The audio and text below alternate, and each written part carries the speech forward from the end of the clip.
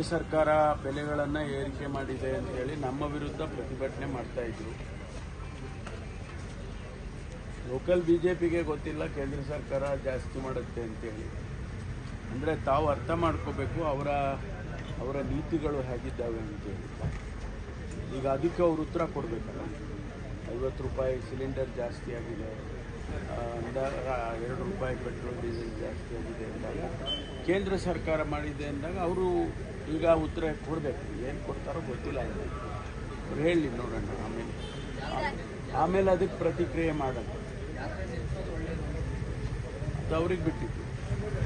ಅವರು ರಾಜ್ಯದಲ್ಲಿ ಜನತೆ ಗಮನಿಸ್ತಾರೆ ಅಂತ ನಿನ್ನೆ ನಾನು ಹೇಳಿದ್ದೆ. ನಾವು ಕೇಳಬೇಕು, ನಾವು ಬೇರೆ ಹೇಳಿದ್ದನ್ನು ಬಿಟ್ಬಿಡ್ತೀರಾ, ಯಾವುದು ಸೆನ್ಸಿಟೈಸ್ ಮಾಡೋದು. ರಾಜ್ಯಾದ್ಯಂತ ಹಮ್ಮಿಕೊಂಡಿದ್ದಾರೆ ಸರ್. ನಿನ್ನೆ ಒಂದೇ ದಿನ ಶುರುವಾಗಿರುವಂತಹ ಈ ಏರಿಕೆ ಆಗಿದೆ. ಅದೇ ಅವರು ಈಗ ಜನಾಕ್ರೋಶ ಅಂತ ಹೇಳಿದ್ರಲ್ಲ, ಇದು ಬಿಜೆಪಿ ಆಕ್ರೋಶ ಅಂತ ನಾನು ಹೇಳಿದ್ದೆ. ಜನದ ಆಕ್ರೋಶ ಅಲ್ಲಪ್ಪ, ಇದು ಬಿಜೆಪಿ ಆಕ್ರೋಶ. ಈಗ ಅವರು ಆಕ್ರೋಶ ಮಾಡಕ್ಕೆ ಹೊರಟಿರೋರು ಈಗ ಉತ್ತರ ಕೊಡಬೇಕು. ಉತ್ತರ ಏನು ಕೊಡ್ತಾರೋ ನೋಡೋಣ, ಆಮೇಲೆ ನಾವು ಪ್ರತಿಕ್ರಿಯೆ ಮಾಡಬೇಕು. ಇದಕ್ಕೆ ಮೊದಲು ನಾನು ಒಂದು ಕ್ಲಾರಿಫಿಕೇಷನ್ ಕೊಡೋದಕ್ಕೆ ಬಯಸ್ತೇನೆ. ನಿನ್ನೆ ನನ್ನ ಹೇಳಿಕೆಯನ್ನು ಸರಿಯಾಗಿ ಅರ್ಥೈಸಿಲ್ಲ, ನೀವು ಅರ್ಥೈಸಿಲ್ಲ, ಅದನ್ನು ಬೇರೆ ಬೇರೆ ಪ್ಲ್ಯಾಟ್ಫಾರ್ಮಲ್ಲೂ ಕೂಡ ಬೇರೆ ಬೇರೆ ಅರ್ಥೈಸಿದ್ದಾರೆ. ನಾನು ಯಾವತ್ತೂ ಕೂಡ ಮಹಿಳೆಯರ ರಕ್ಷಣೆಯ ಪರವಾಗಿರೋನು. ನಾವು ಅನೇಕ ಕಾರ್ಯಕ್ರಮಗಳನ್ನು ನಾನು ಗೃಹ ಸಚಿವನಾಗಿ ಪ್ರತಿ ಬಾರಿ ಬಂದಾಗಲೂ ಕೂಡ, ಅದು ನಿರ್ಭಯ ಕಾರ್ಯಕ್ರಮ ಇರ್ಬೋದು, ರಾಜ್ಯದಲ್ಲಿ ಅನೇಕ ರಾಜ್ಯಗಳಿಗಿಂತ ಹೆಚ್ಚು ನಾವೇ ನಿರ್ಭಯ ಹಣ ಖರ್ಚು ಮಾಡಿ, ರಾಜ್ಯ ಸರ್ಕಾರನೂ ಖರ್ಚು ಮಾಡಿ, ಇದಕ್ಕೆ ಕೇಂದ್ರ ರಾಜ್ಯ ಏನು ಎರಡೂ ನಾವು ನಿರ್ಭಯ ಕಾರ್ಯಕ್ರಮವನ್ನು ಅನುಷ್ಠಾನ ಮಾಡಬೇಕು, ಅದನ್ನು ಮಾಡಿದ್ದೇವೆ. ನಾನು ಅದನ್ನು ಪ್ರತ್ಯೇಕವಾಗಿ ಒಂದು ದಿವಸ ಪ್ರೆಸ್ ಕಾನ್ಫರೆನ್ಸ್ ಕರೆದು ನಾನು ಹೇಳ್ತೇನೆ ಏನೆಲ್ಲ ಕಾರ್ಯಕ್ರಮಗಳನ್ನು ನಾವು ವಿಮೆನ್ ಪ್ರೊಟೆಕ್ಷನ್ಗೆ ನಾವು ಬೆಂಗಳೂರಿನಲ್ಲಿ ಮತ್ತು ಕರ್ನಾಟಕದಲ್ಲಿ ಮಾಡಿದ್ದೇವೆ. ಅದು ಒಂದು ಹೇಳಿಕೆಗೆ ಅದನ್ನು ತಿರುಚಿಬಿಟ್ಟು ನನ್ನ ಬಗ್ಗೆ ಮಾತನಾಡೋದು ಸರಿ ಕಾಣಿಸಲ್ಲ.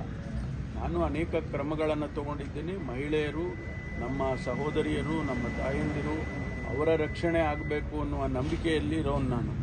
ಹಾಗಾಗಿ ಇವತ್ತು ಯಾರಿಗೆ ಅದು ತೊಂದರೆ ಆದರೂ ಕೂಡ ಅದಕ್ಕೆ ನೇರವಾಗಿ ನಮ್ಮ ಇಲಾಖೆಯಲ್ಲಿ ಅನೇಕ ಜನರನ್ನು ಹೊಣೆ ಮಾಡಿದ್ದೇನೆ. ಹಾಗಾಗಿ ನನ್ನ ಹೇಳಿಕೆಯನ್ನು ತಿರುಚಿ ಹೇಳ್ತಕ್ಕಂಥದ್ದು ಆಗಬಾರ್ದು. ಒಂದು. ಎರಡನೇದು, ಅಂಥದ್ದೇನಾದರೂ ಕೂಡ ಯಾರಿಗಾದರೂ ಭಾರತೀಯ ಜನತಾ ಪಾರ್ಟಿಯವರು ರಾಜಕೀಯ ಮಾಡೋದು ಅವರಿಗೆಲ್ಲ ನಾನು ಹೇಳ್ತಾ ಇರೋದು ಈ ಮಾತನ್ನು. ನಮ್ಮ ಸಹೋದರಿಯರು, ತಾಯಂದಿರು ಯಾರಿಗಾದರೂ ಕೂಡ ಈ ನನ್ನ ಹೇಳಿಕೆ ಅಕಸ್ಮಾತ್ ಏನಾದರೂ ಅವರಿಗೆ ಮನಸ್ಸಿಗೆ ನೊಂದಿದ್ದಿದ್ರೆ ನಾನಾಗಿ ವಿಷಾದವನ್ನು ವ್ಯಕ್ತಪಡಿಸ್ತೇನೆ. ಆದರೆ ಅದನ್ನು ಬೇರೆ ಬೇರೆ ರೀತಿಯಲ್ಲಿ ಬೇರೆ ಬೇರೆ ಪ್ಲ್ಯಾಟ್ಫಾರ್ಮಿಗೆ ತೊಗೊಂಡೋಗೋ ಅಗತ್ಯ ಇಲ್ಲ. ಅಲ್ಲ, ನಾನು ಪ್ರತಿನಿತ್ಯ ಹೇಳಿದ್ನಲ್ಲ, ನೆನ್ನೆನೂ ಹೇಳಿದ್ದೇನೆ, ಪ್ರತಿನಿತ್ಯ ನನಗೆ ಕಮಿಷನರು ಬ್ರೀಫಿಂಗಿಗೆ ಬಂದಾಗಲಿ, ನಮಗೆ ಇಡೀ ಸ್ಟೇಟಿನಿಂದ ಎಲ್ಲ ಬ್ರೀಫಿಂಗಿಗೆ ಬಂದಾಗಲಿ ನಾನು ಅದನ್ನು ಗಮನಿಸ್ತೇನೆ. ಇನ್ನು ನಿನ್ನೆ ಕೂಡ ಯಾವುದಾದ್ರೂ ಜಿಲ್ಲೆಗೆ ಹೋದರೆ ಭಾಳ ಪ್ರಾಮುಖ್ಯವಾಗಿ ಈ ವಿಚಾರಗಳನ್ನು ನಾನು ರಿವ್ಯೂ ಮಾಡುವಾಗ ತೊಗೊಳ್ತೀನಿ. ನಿನ್ನೆ ಕೂಡ ನಾನು ಚಿಕ್ಕಬಳ್ಳಾಪುರದಲ್ಲಿ ಇದನ್ನೇ ನೋಡಿದ್ದೇನೆ. ಯಾವ ರೀತಿ ಅತ್ಯಾಚಾರಗಳಾಗಿರ್ತಕ್ಕಂಥದ್ದು, ಪಾಕ್ಸೋ ಕೇಸಸ್ ಆದಂಥದ್ದು, ಇದನ್ನೆಲ್ಲ ನಾವು ರಿವ್ಯೂ ಮಾಡುವಾಗ ಕಟ್ಟುನಿಟ್ಟಿನ ಕ್ರಮ ತಗೋಬೇಕು ಅಂತ ಕೂಡ ನಾನು ಅವರಿಗೆ ಸೂಚನೆಗಳನ್ನು ಕೊಡ್ತಾ ಇರ್ತೀನಿ ಆಗಿಂದಾಗೆ. ಆದ್ದರಿಂದ ನಿರ್ಲಕ್ಷ್ಯ ಮಾಡೋದಾಗಲಿ ಅಥವಾ ಬೇರೆ ಅರ್ಥದಲ್ಲಿ ತಿಳ್ಕೊಳ್ಳೋದಾಗಲಿ ಅದು ಯಾವತ್ತೂ ಕೂಡ ನನ್ನಿಂದ ಆಗೋದಿಲ್ಲ. ನಾನು ಅವರ ಪರವಾಗಿ ಅವರ ರಕ್ಷಣೆಗೆ ಏನೆಲ್ಲ ಕ್ರಮ ತಗೋಬೇಕೋ ಅದನ್ನು ತಗೊಳ್ತೀನಿ, ಕಟ್ಟುನಿಟ್ಟಾಗಿ ತಗೊಳ್ತೀನಿ. ಇದೇನು ಸಾಮಾನ್ಯ ಹೇಳಿಕೆಗೋಸ್ಕರ ತಗೊಳ್ಳೋದಿಲ್ಲ.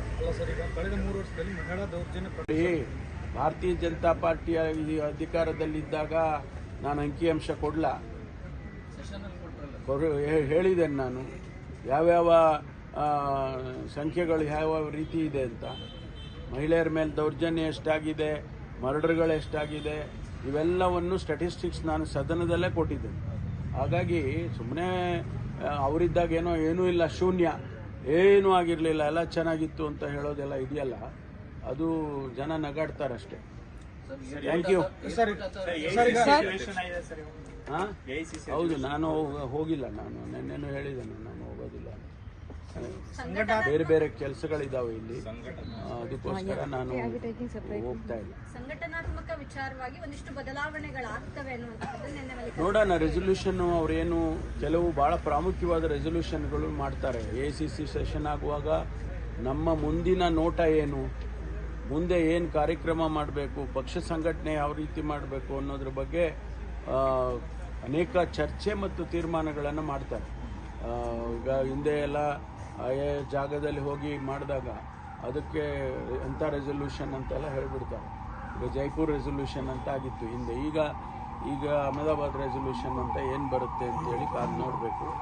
ನನಗನ್ಸುತ್ತೆ ಮುಂದಿನ ದೃಷ್ಟಿಕೋನ ಇಟ್ಕೊಂಡು ನಮ್ಮ ನಾಯಕರಾಗಿರ್ತಕ್ಕಂಥ ಮಲ್ಲಿಕಾರ್ಜುನ್ ಖರ್ಗೆ ಅವರು, ಶ್ರೀ ರಾಹುಲ್ ಗಾಂಧಿ ಅವರು, ಶ್ರೀಮತಿ ಸೋನಿಯಾ ಗಾಂಧಿ ಅವರು, ಪ್ರಿಯಾಂಕಾ ಗಾಂಧಿ ಅವರು ಮತ್ತು ನಮ್ಮ ACC ವರ್ಕಿಂಗ್ ಕಮಿಟಿ ಏನು ತೀರ್ಮಾನ ಮಾಡ್ತಾರೋ ಅದನ್ನು ನಾವೆಲ್ಲರೂ ಕೂಡ ಅನುಷ್ಠಾನ ಮಾಡೋದಕ್ಕೆ ರೆಡಿ ಇರ್ತೇವೆ ಯಾವಾಗಲೂ.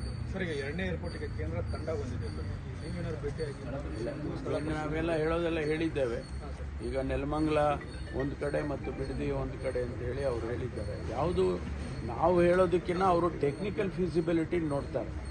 ಟೆಕ್ನಿಕಲ್ ಫೀಸಿಬಿಲಿಟಿ ಹಿಂದೆ ಬಿಡದಿಯಲ್ಲಿ ಇಂಟರ್ನ್ಯಾಷನಲ್ ಏರ್ಪೋರ್ಟ್ ಪ್ರಸ್ತಾವನೆ ಬಂದಾಗ ಟೆಕ್ನಿಕಲ್ ಟೀಮು ಈ ಭಾಗದಲ್ಲಿ ಆಗೋದಿಲ್ಲ ಅಂತ ಹೇಳಿದ ಮೇಲೆ ನಾವು ದೇವನಹಳ್ಳಿಗೆ ಹೋದ್ವಿ.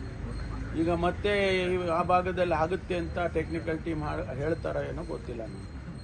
ಅದು ಒತ್ತಡ ಕೇಳ್ತಾರ ಅಂತ ಅಲ್ಲ, ಗೊತ್ತಿಲ್ಲಪ್ಪ ಅದೇನು ಮಾಡ್ತಾರೆ ಅಂತ. ಅವರಿಗೆ ಟೆಕ್ನಿಕಲ್ ಇದನ್ನು ಬದಲಾಯಿಸೋಕ್ಕಾಗತ್ತಾ? ಒತ್ತಡ ಮಾಡಿದ್ರೆ ಅವರೇನು ಏರ್ ವೆಲಾಸಿಟಿ ಇರ್ಬೋದು ಅಥವಾ ಬೇರೆ ಸ್ಪೇಸ್ ಇರ್ಬೋದು, ಜಾಗ ಬರೀ ನಾವು 500 ಎಕರೆ ಅಥವಾ 5,000 ಎಕರೆ ಜಾಗ ಕೊಡ್ತೀವಿ ಅಂದರೆ ಆಗೋದಿಲ್ಲ. ಅಲ್ಲಿ ಅವರು ಬೆಟ್ಟ ಗುಡ್ಡಗಳಿದ್ದರೆ ಅಥವಾ ಏರ್ ಪಾಕೆಟ್ಸ್ ಇದ್ದರೆ ಏನೋ ಅವೆಲ್ಲ ಕ್ರೈಟೀರಿಯಾಗಳು ಇರುತ್ತೆ. ನನಗೆ ಸರಿಯಾಗಿ ಗೊತ್ತಿಲ್ಲ ಅದು. ಅದನ್ನು ಆಧಾರವಾಗಿ ಇಟ್ಕೊಂಡು ಮಾಡ್ತಾರೆ. ಅಲ್ಲ ಸರ್, ಹಿಂದೆ ಜಾಗಗಳನ್ನು ತಿರಸ್ಕಾರ ಮಾಡಿದ್ರು ಕೂಡ ಮತ್ತೆ ರಾಜ್ಯ ಸರ್ಕಾರ ಆ ಜಾಗವನ್ನು ಮತ್ತೆ ಪ್ರಸ್ತಾಪ ಗೊತ್ತಿಲ್ಲ ಅನಿವಾರ್ಯತೆ ಏನಿದೆ? ನನಗೇನು ಅದ್ರ ಬಗ್ಗೆ ಫುಲ್ ಡೀಟೇಲ್ಸ್ ಇಲ್ಲ. Thank you.